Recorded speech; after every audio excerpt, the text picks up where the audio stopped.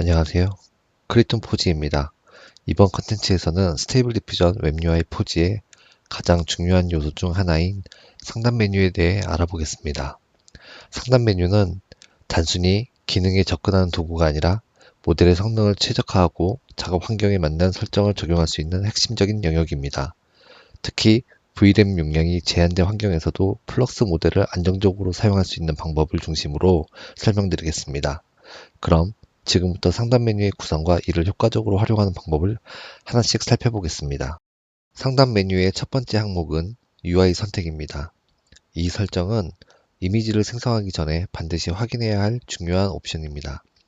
SD는 스테이블 디퓨전 1.5를 사용하는 경우 선택합니다. XL은 스테이블 디퓨전 XL 또는 스테이블 디퓨전 3.5 체크 포인트를 사용할 때 선택합니다. 플럭스는 플럭스 모델 전용으로 해당 체크 포인트 파일을 사용할 때 선택합니다. UI 선택이 중요한 이유는 모델에 따라 권장되는 설정이 달라지기 때문입니다. 특히 플럭스 모델은 네거티브 프롬프트가 자동으로 비활성화되므로 이미지를 생성하기 전에 선택한 모델을 반드시 확인해야 합니다. 체크 포인트는 이미지의 스타일과 품질을 결정하는 핵심 파일입니다. 스테이블 디퓨전이 뼈대를 형성한다면 체크 포인트는 그 위에 살을 붙이는 역할을 한다고 생각하면 이해하기 쉽습니다. 체크 포인트는 종류가 매우 다양하기 때문에 작업하려는 스타일과 목적에 맞는 체크 포인트를 미리 선별하는 과정이 중요합니다.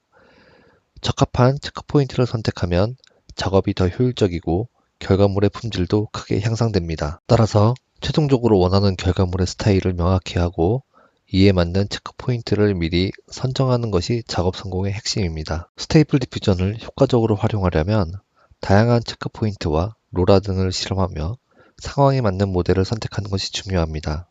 단, 사용하기 전에 라이선스 조건을 꼭 확인해야 합니다.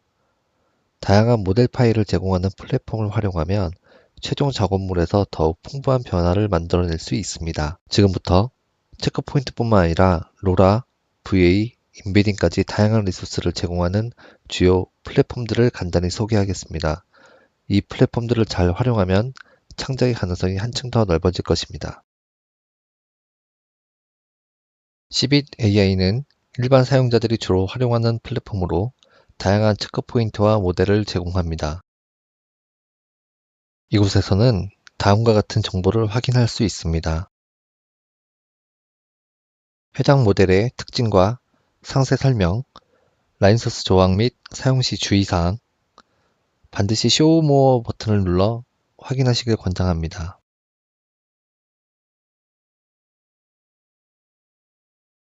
그리고 이미지를 클릭하면 이미지를 생성할 때 사용된 설정을 참고할 수 있습니다.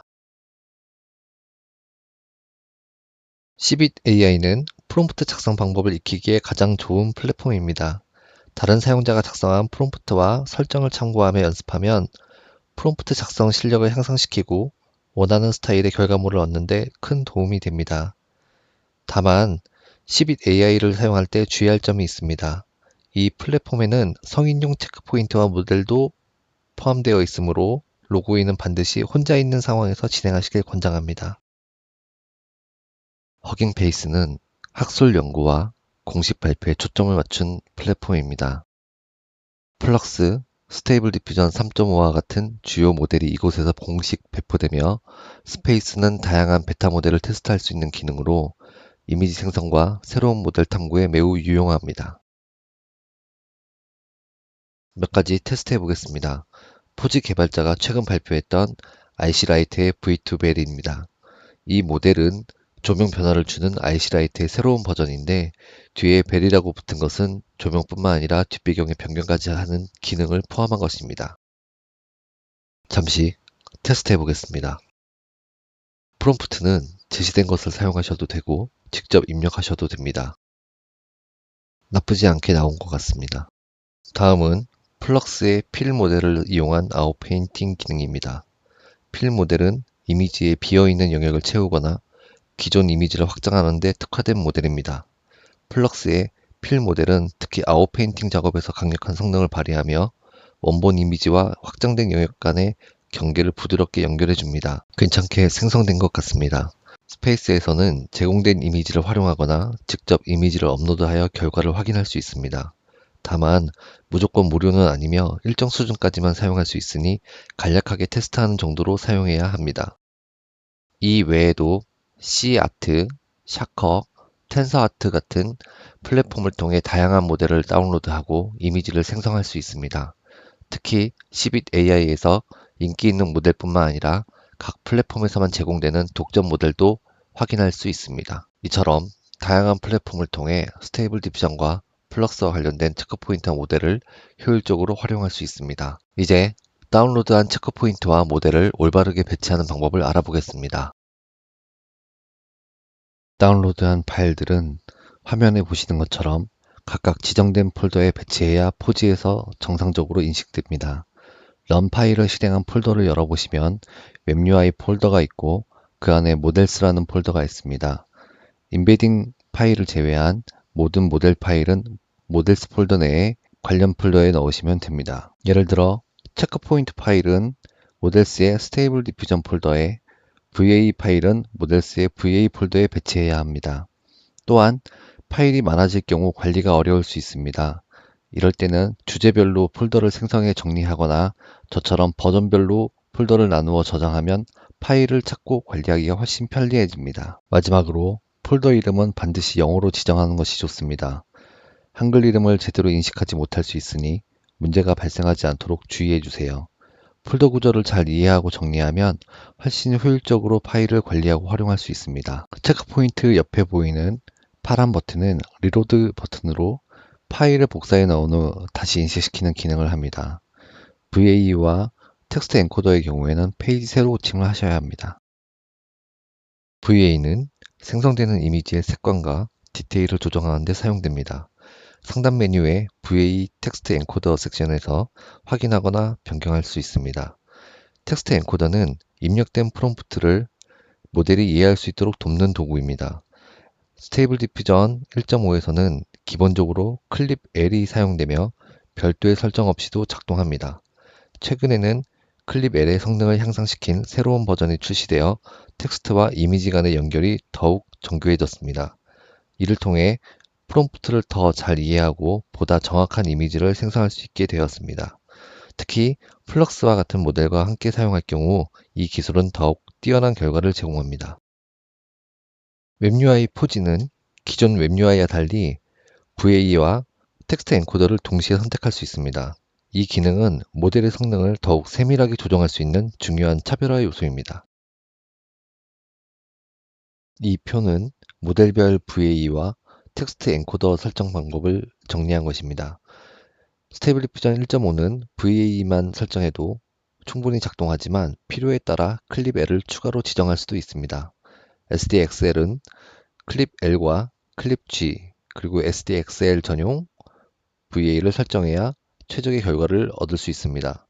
스테이블 디퓨전 3.5와 플럭스 모델은 클립 L과 클립 G, T5XX 그리고 각각의 전용 VA를 모두 설정해야 합니다. 이 중 하나라도 누락되면 오류가 발생할 수 있으니 설정 시 반드시 확인하시길 바랍니다. 맨 왼쪽 UI의 엑셀 버튼을 클릭하면 디퓨전인 로우 비트 메뉴를 확인할 수 있습니다. 이 설정은 VRAM 사용량을 줄이고 작업 환경에 맞는 연산 방식을 선택할 수 있도록 설계되었습니다. GPU의 연산 정밀도를 조정해 메모리를 효율적으로 활용하면서도 안정적인 이미지 생성 작업을 가능하게 합니다. 특히 VRAM 용량이 제한된 시스템에서 유용하며 대부분의 경우 기본 설정만으로도 충분히 좋은 결과를 얻을 수 있습니다. 디퓨전인 로우 비치의 기본값은 오토매틱으로 설정되어 있습니다. 해당 옵션을 클릭하면 오토매틱 FP16 로라로 표시되는데 초보자라면 오토매틱 FP16 로라를 선택하는 것을 권장드립니다. 이 설정은 VRAM 사용량과 결과물 품질 간의 균형을 자동으로 조정하여 안정적이고 효율적인 작업 환경을 제공합니다. FP16은 16비트 부동 소수점의 약자입니다. FP16 로라는 로라를 실행할 때 16비트 연산을 활용해 메모리를 더 효율적으로 사용하는 설정을 의미합니다. 이제 스왑 메소드와 스왑 로케이션에 관해 설명드리겠습니다. 맨 왼쪽 UI의 플럭스 버튼을 클릭하면 스왑 메소드와 수압 로케이션을 확인하실 수 있습니다. 수압 메소드와 수압 로케이션은 VRAM 사용량을 최적화하고 작업 환경에 맞는 설정을 적용할 수 있는 중요한 옵션입니다. 특히 VRAM 용량이 제한된 노트북 환경에서는 이 설정들이 안정성과 효율성을 보장합니다. 수압 메소드는 GPU 작업을 처리하는 방식을 설정하는 옵션입니다. Q 모드는 작업을 대기열 방식으로 처리하여 VRAM 사용량을 효율적으로 관리하며 쉐어드 메모리와 함께 사용할 경우 부족한 VRAM을 보완할 수 있습니다. 반면 어싱크 모드는 속도를 우선시하지만 VRAM 사용량이 증가하기 때문에 VRAM이 충분한 고성능 데스크탑 환경에서 적합합니다.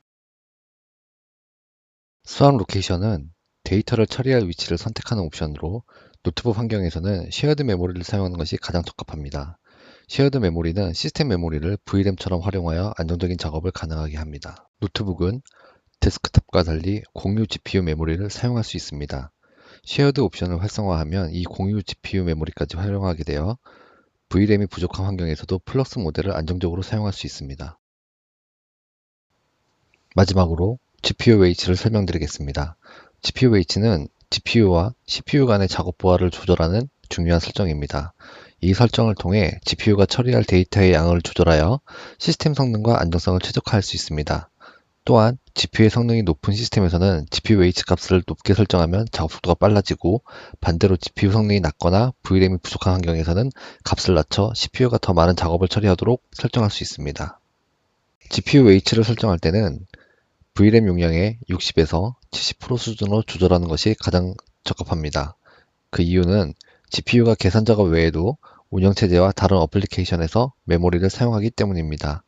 또한 VRAM을 모두 사용하는 설정은 아웃 오브 메모리 오류를 유발하여 시스템이 멈추거나 작업이 실패할 수 있으니 주의하셔야 합니다. 이제 실제 노트북 환경에서 테스트한 영상을 보여드리겠습니다. 장비 테스트를 지원해주신 펜묘 작가님께 이 자리를 빌어 깊은 감사를 드립니다. 수압 메소드를 Q로 설정하고 수압 로케이션을 쉐어드로 설정한 다음 GPU-H를 5500으로 설정하였습니다.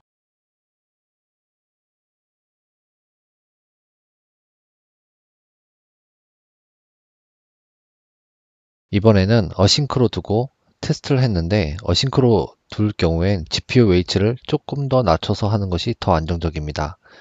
속도가 빠른 반면 오류도 많은 기능이라 안정적이라고 할 수는 없습니다.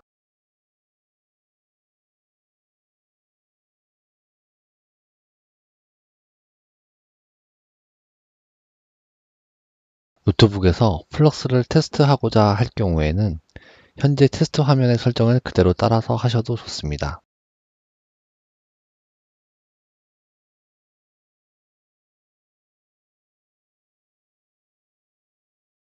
아래 설명란에 테스트에 사용된 파일들의 링크와 관련 플랫폼 링크를 공유드리니 확인해 보시고 직접 테스트해 보시길 바랍니다.